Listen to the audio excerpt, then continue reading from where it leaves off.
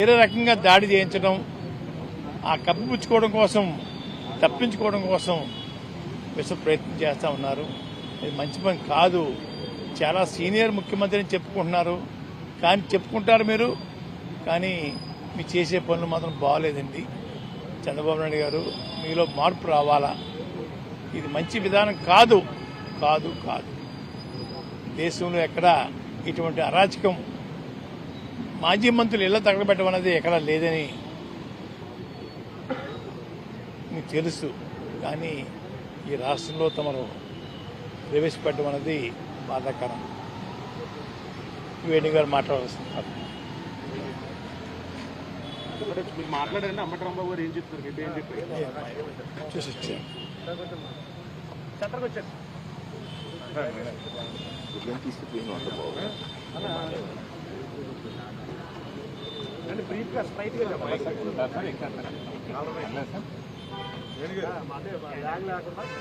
నేను పెడతాను సార్.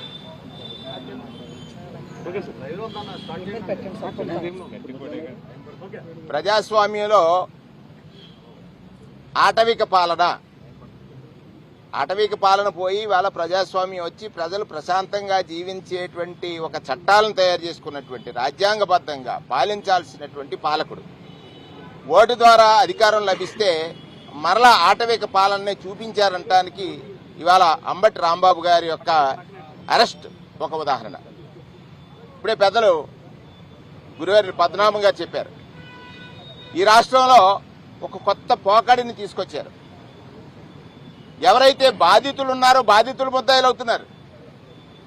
బాధించిన వాళ్ళు, ఎవరైతే బాధలకు గురి చేసే వాళ్ళు ఉన్నారో వాళ్ళు గొప్పలు చెప్పుకుంటున్నారు. బాధితులు ముద్దాయిలు కావటం ఏంటండి? ప్రజాస్వామ్యంలో ఎక్కడైనా ఉందా ఇది? చంద్రబాబు నాయుడు గారి స్టేట్మెంట్లు చూస్తే ఎలా ఉన్నాయి? దీని మీద ఆరాలు తీస్తున్నారంటున్నారు. పట్టపగలు అంబటి రాంబాబు గారు ఏం ప్రశ్నించారు?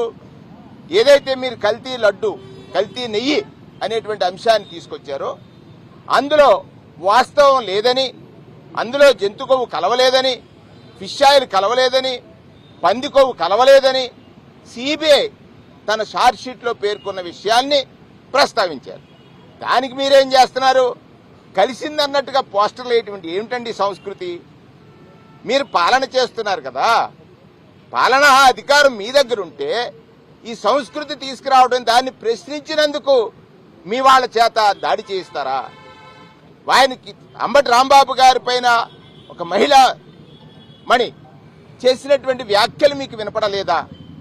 వారు రాంబాబు గారిపై దాడికి యత్నించిన విధానం మీకు కనపడలేదా? కనపడక వినపడక నటిస్తూ ఆయన ఇంటిపైకి దాడికి పురుకొల్పి 5 గంటల సేపు, అంటే పోలీసు వ్యవస్థ నిర్వీర్యమైపోయింది, నిస్తేజమైపోయింది. అధికారానికి వత్తాసు పలకడం తప్ప వారు వేసుకున్నటువంటి యూనిఫారం, అంటే ఈ రాష్ట్రంలో కానీ దేశంలో కానీ ఖాకీ యూనిఫారం చూస్తే రక్షణ ఉంటుందనేటువంటి ప్రజల ఆలోచనలకు భిన్నంగా ఖాకీ యూనిఫారం వేసుకున్న వారి ఎదుట రాంబాబు గారి ఇంట్లో చేసినటువంటి అరాచకమైన, అప్రజాస్వామికమైన విధానం ఏదైతే ఆ దాడి ఉందో, మహిళలు ఉన్నారు, వారి సతీమణి, ఏజ్డ్ కుమార్తెలున్నారు, మనవలున్నారు, మహిళలు ఇంట్లో ఉన్నారని చూడకుండా వారు చేసినటువంటి విధానం ఏదైతే ఇవాళ ప్రజలు గమనించారు. నేను అడుగుతున్నాను, ఈ రాష్ట్రంలో ప్రజాస్వామ్యాన్ని నమ్మిన, ప్రజాస్వామ్యాన్ని గౌరవించే, ఈ ప్రజాస్వామ్యం నాకు హక్కులు ఇచ్చింది, ఆ హక్కుల్ని రక్షించడానికే నేను ప్రభుత్వాన్ని ఎన్నుకున్నాను అనుకున్న వారిని కూడా అడుగుతున్నాను, అధికారం ఇస్తే ప్రజాస్వామ్యాన్ని రక్షించడానికి కాదు, వాళ్ళని రక్షించుకోవడానికి అనేటువంటి విధంగా మొన్న జరిగినటువంటి ఘటన జరిగింది. ఇవాళ అంబటి రాంబాబు గారిని మీరు జైల్లో పెట్టొచ్చు.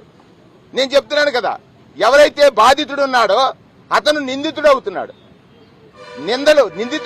అంటే ఆయన ఎక్యూజ్డ్ అవుతున్నాడు. ఇంతకంటే దారుణం ఏముంది? పట్టపగలు ప్రజాస్వామ్యం కూని అయిందనటానికి, పట్టపగలు ప్రజాస్వామ్యం కూని అయింది అని అంటానికి ఇంతకంటే సాక్ష్యం ఏమైనా కావాలా?